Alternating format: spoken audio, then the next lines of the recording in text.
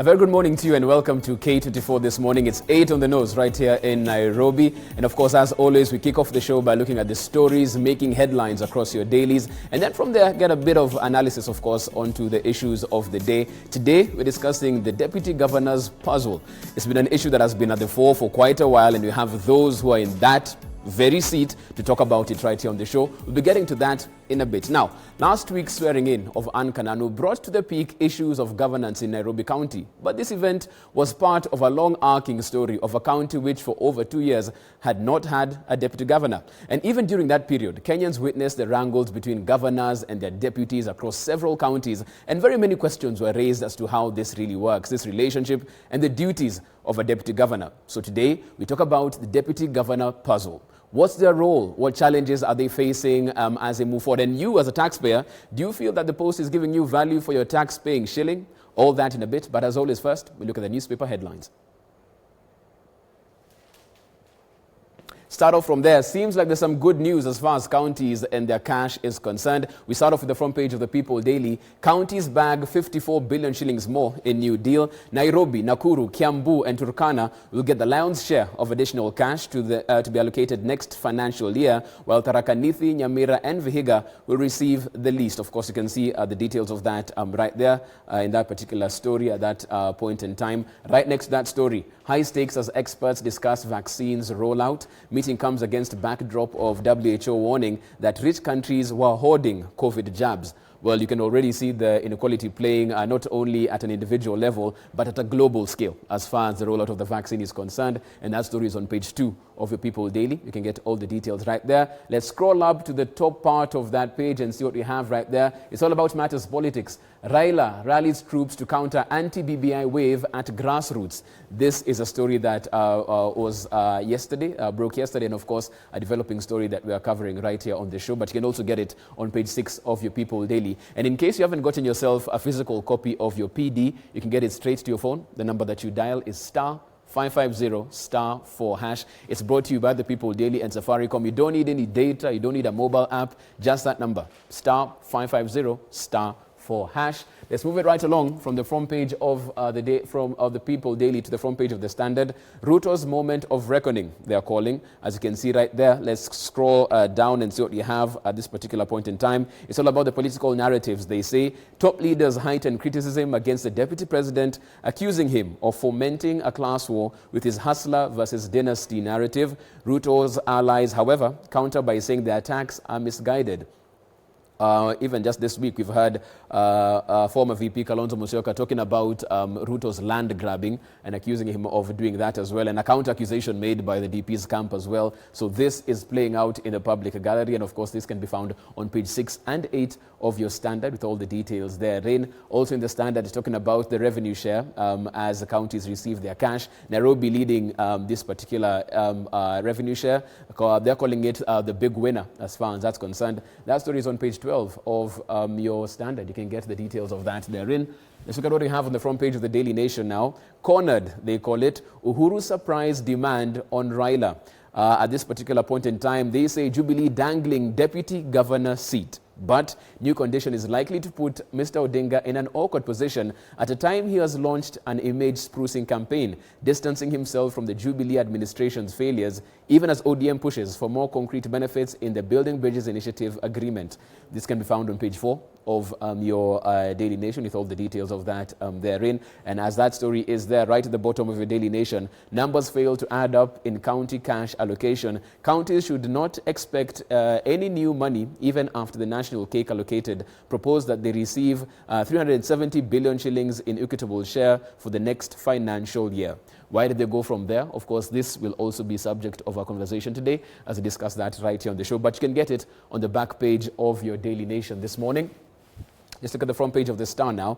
Raila will be on 2022 ballot, ODM confirms. Campaign will be hinged on his unity bid with Uhuru under the Building Bridges initiative. So for quite a while coming into this year, there's a lot of speculation whether he was going to be running for the top office or not. But it seems day by day it becomes even more clear that chances are he will be in the race 2022. And you can get the details of this story on page 4 and 5 of your Star. Quickly, let's look at matters business for the day. CRA backs counties in 17 billion shilling grants row. Devolved units have lobbied to direct money to their preferred projects. You can get the details of this particular story in your copy of your Business Daily. But also, as you keep an eye on the numbers and the economy, Kenya now eyes 69 billion shilling debt pay suspension. Kenya has widened its debt service relief request to all its bilateral lenders, hoping to save 69 billion shillings. This, of course, coming from the National Treasury. We'll keep a keen eye on that and see if their request for this particular relief is successful or not. But you can get this story on page 2 of your Business Daily. So that's what you're waking up to as far as your dailies are concerned. But right here on the show, it's all about the Deputy Governor puzzle. We try to solve it right here on the show. Welcome to K24 this morning.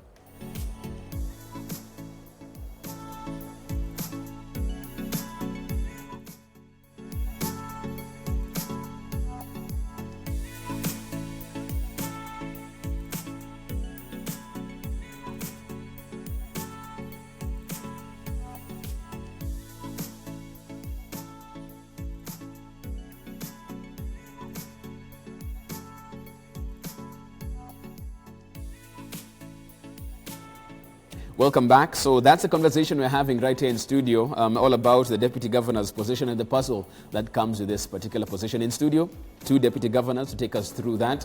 We have the Deputy Governor Machakos, Engineer Francis Maliti. Good morning, DG. Good morning. Thank you, son. Thank you for making time to be on the show. Thank you. Asante sana. Also in studio, Deputy Governor Kiambu County, Dr. Joyce Ngoge. Good morning. Good morning. Karibu. Thank you. Thank you, and thanks for making time to be on the show. Even before we jump into the nitty-gritties of discussing this particular puzzle, just want to look at the front page. Of course, there's a big story there in terms of counties and their cash. They're talking about counties bagging 54 billion shillings more in the new deal. Talk about the big winners right there, the big 4, Nairobi, Nakuru, Kiambu, and Turkana. Let me start with you, Engineer. Is this good news, or are we still having the story of, I mean, the money is there, but it's a bit too late? Let me say that this is good news, but this is monies which are meant for the next financial year, not this financial year. So the counties continue suffering. We still have monies being dispersed from the Treasury 3 months late. Like, for example, in Machakos County, I think the last allocation that we got from the Treasury was for November. December is gone, and now we are in January. Right. So we are forced to live within our means, and a lot of service delivery issues are suffering. Right. Particularly procurement of medical supplies to the hospitals, the development projects that we are doing, like roads, the suppliers, we have not paid them, and so forth. We are only managing to pay salaries in good time. Right. Otherwise, we are suffering in the counties, and there has been a lot of engagement between the Council of Governors and the Treasury on how the Treasury can be able to disburse these funds within time. And remember, Jeff, the problem is that even Treasury does not explain to the public that they have not released these funds to the counties. And therefore, us as leaders in the counties, we continue being bashed by the public. Kwa nini hamufanyi hivi? Why are you not doing this and that? Na mlishapata pesa. Na mlishapata pesa. And yet there is that delay. So that is where we are. But I hope with the recovery of the economy, the Treasury can be able to disperse these funds within time. Okay. Dr. Gogi, I'll come to you on this as well, because it seems like it's a tight rope that the county leaders have to walk in, on one sense, because the people from the county expect service delivery, they expect all of this done, but Treasury isn't releasing that money. What's the type of dialogue taking place? Because this really isn't new. It's been an issue that has been spoken about over and over again, about delayed disbursements. Is there some meeting of the needs of the county and Treasury on how we move forward, or is this story going to be there even late into 2021 as well, from where you stand? First of all, let me say that it's a good deal, or it's good news when you hear of an extra coin coming. Whatever time it comes, it is still important, and there will be a lull for it to pray. And it's also a good time to tell the public and to the public to know that each and every county is suffering the same. Why do I say this? It's because like when we go to Kiambu, the public is all over on us. Mm-hmm. That we are not delivering, you're not paying cashews, you're not paying this, you're not doing this. They feel, and now they point up to the governor. They point out to their own county government that it's the one that is failing. So it's important to educate the public at this particular time that it's a nationwide issue. Mm-hmm. Every county has the same problem. And I want to believe, and this must be true, that the Council of Governors and the Treasury have been on discussions, and they are looking for ways and means on how to handle this in future, which we believe the next financial year is not going to be like this one. Mm-hmm. There may have been many factors that brought us to this level, but the government is looking at each and every factor to bring things to normal. Mm-hmm. And even as you say that, because at this point in time, when the public comes and comes at your office and says, you haven't paid us, but we can see you got the money, how do you deal with that? Is it a conversation that the county government should have with the Kuri attorney to explain? Because it seems like it's a communication issue. Because Treasury comes out and says we've disbursed this money, and as a supplier, the natural thing I should do is come to Engineer Maliti's office or Dr. Ngugi and say, okay, fine, you have the money, pay me for my service. How do you deal with that on the ground? Of course, you try to explain to each and every, which is a very hard thing for the Mwananchi to understand. Mm-hmm. Because like now, it already shows that heading says we have money already. Exactly. That's what the public will believe. And therefore, they want their money for the supplies, they want their salaries, they want all their services done in time.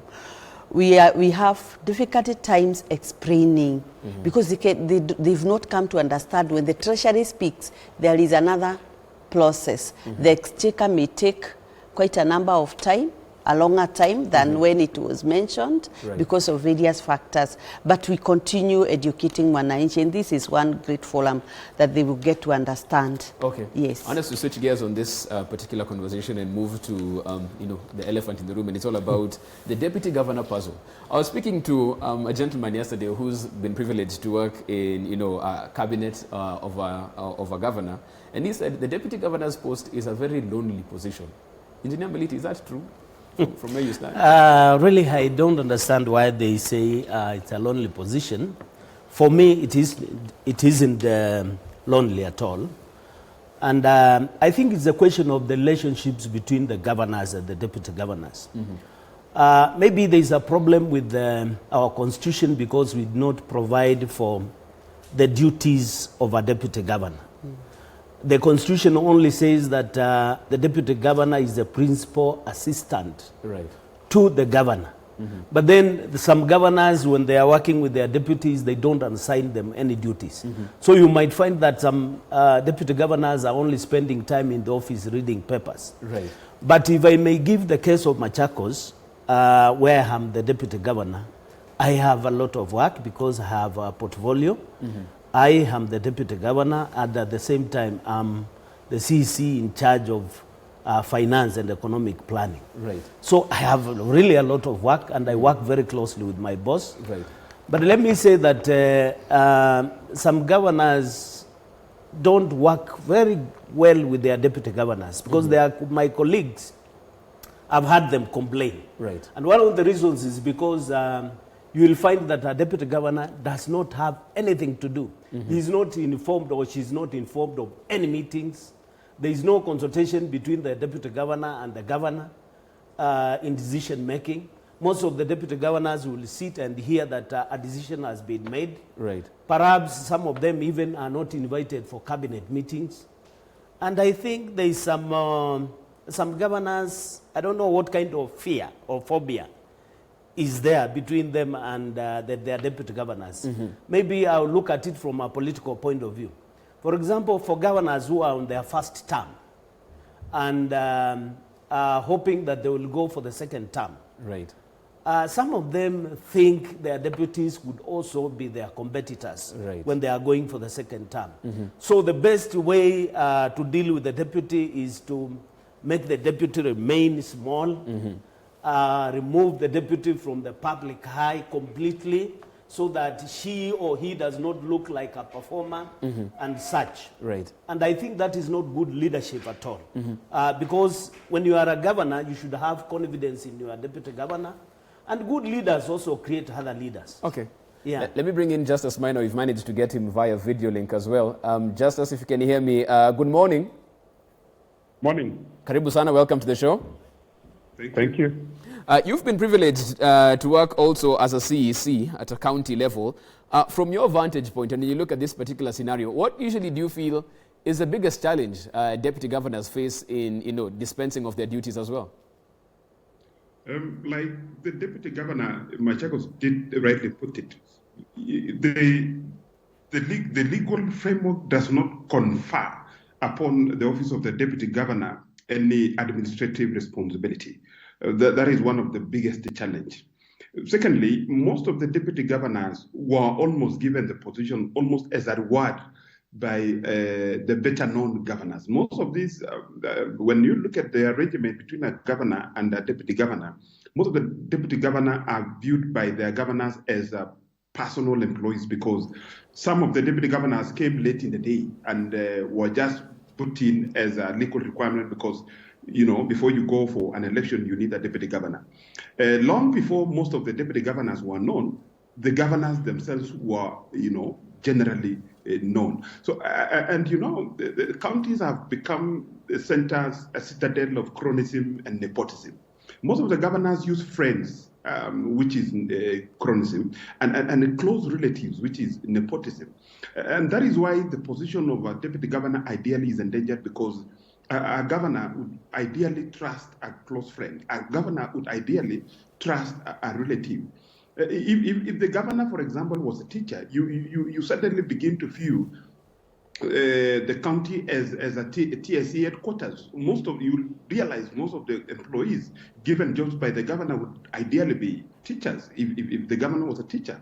And therefore, the challenge is the design of the constitution, the design of the County Government Act that does not ideally give a lot of responsibilities to the deputy governors. And I think that can only be cured by redesigning the County Government Act to at least like the Deputy Governor Machakos is a CEC.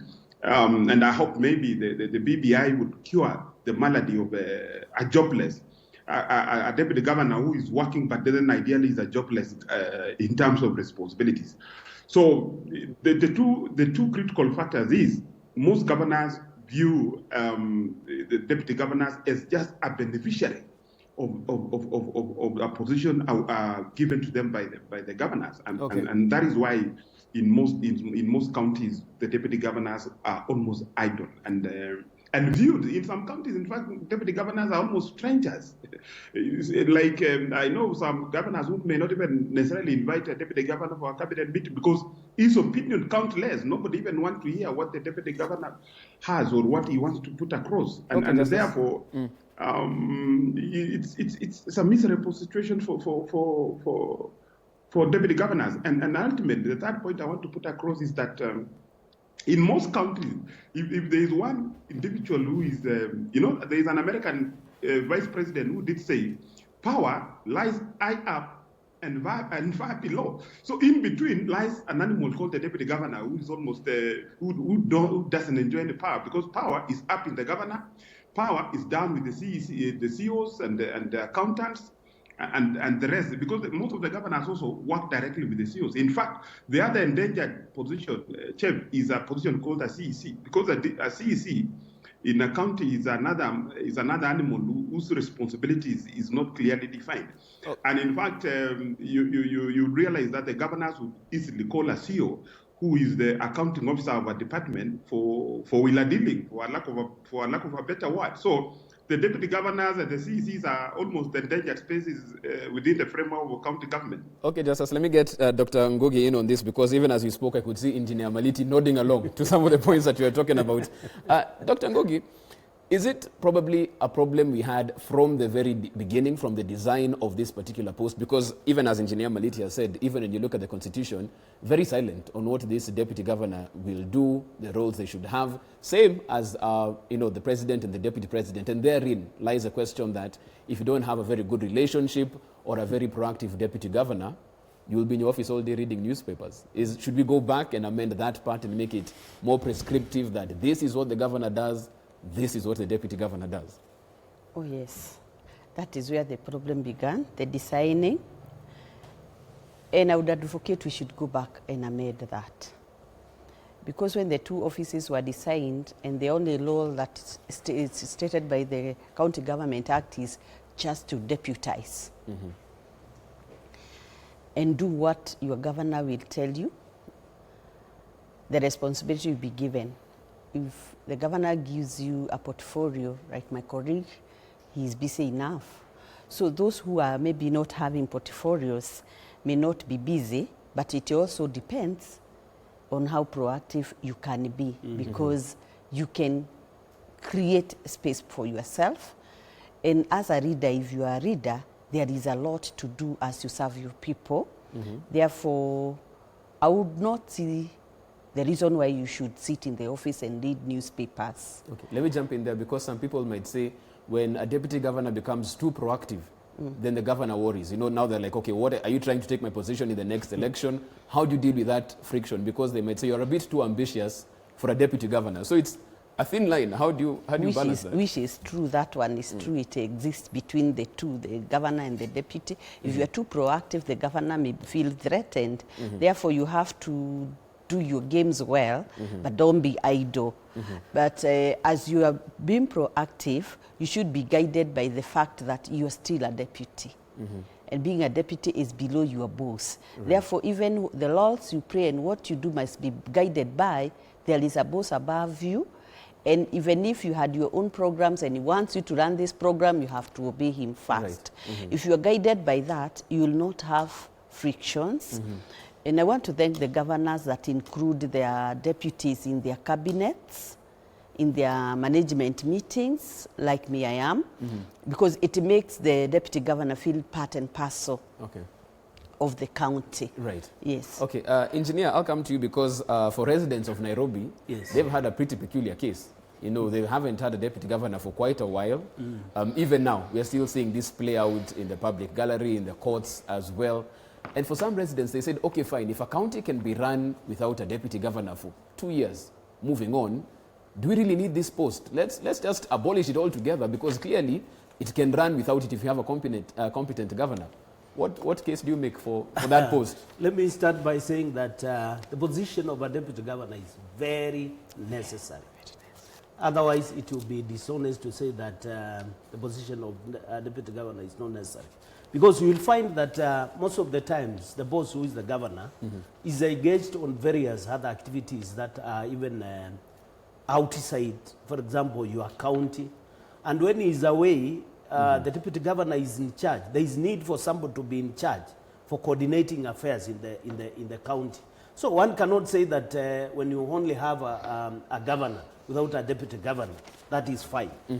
I think for governors who refuse to appoint deputy governors, I think they are dishonest, and that is misgovernance. Right. Because there is a need to have a deputy governor, so that when the governor is not there, and even when there is there is a lot of consultation between the deputy governor and the governor. Remember, one of the qualifications of a deputy governor is that he should also hold qualifications that are also, equivalent to the governors. Right.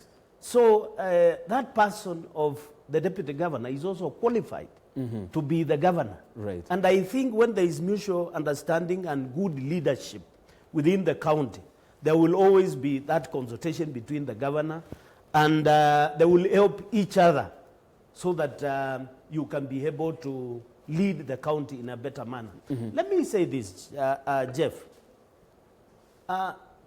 Managing your boss is a leadership skill. Is a leadership skill. You must be able to know what are your boss's prime motivations.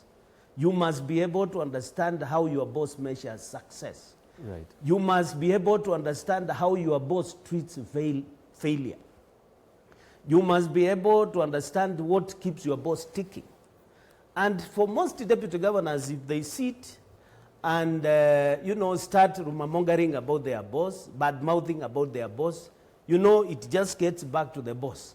And then that now kills the good relationship, if there is any, that exists between the boss and the deputy governor. Right. So I also want to urge my colleagues as deputy governors to develop those, boss management skills. Yeah. Right. It's important to do that if you're going to have a working relationship with your governor. Yeah, it's very, very important. It's very important. And we had one deputy governor before in Machakos who we would sit in the cabinet. Before I was also a CC member. That is between 2013 and 2017. We would sit in the cabinet, discuss issues in the cabinet, disagree within the cabinet. But when you walk out, you go and tell the story of how we disagreed in the cabinet, how you disagreed with the boss, and even critique your boss in the public. I would say that that cannot cultivate a good relationship between you and your boss. The best way would be you appoint time to sit with your boss, if you think is making decisions that are not very good for the county, between the two of you, and discuss. I have a very honest discussion between. He may take your advice. He may not take. If he doesn't take your advice, okay, it doesn't mean that you don't agree with him. Right. You'll still agree with whatever he's pursuing, but at some stage, you'll be vindicated. Okay.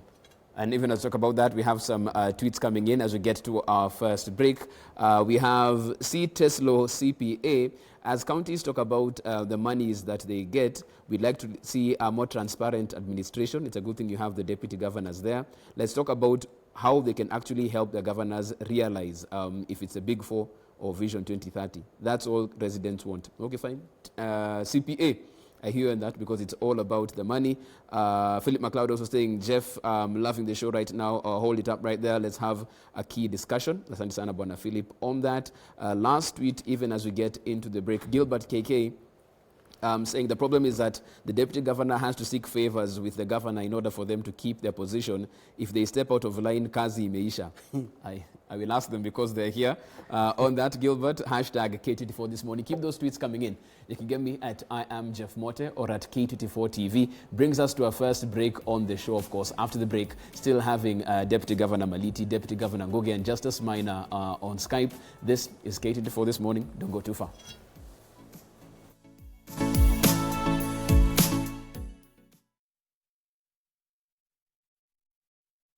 Trying to do your work